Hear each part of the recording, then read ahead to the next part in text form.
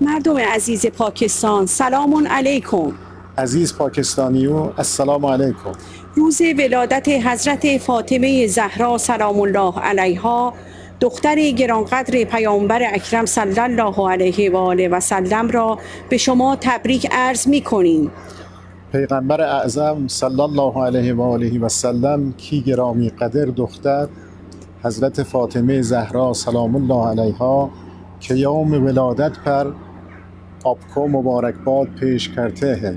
ما در ایران هم ایران में این روز را इस दिन को به عنوان روز زن و مادر عورت और माँ के दिन के तौर पर جشن می‌گیریم. जश्न मनाते हैं.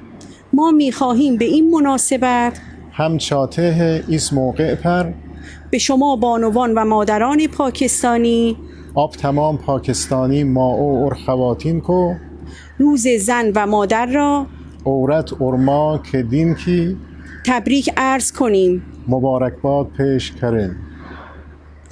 مریم از یک نسبت عیسی عزیز، از سه نسبت حضرت زهرا عزیز.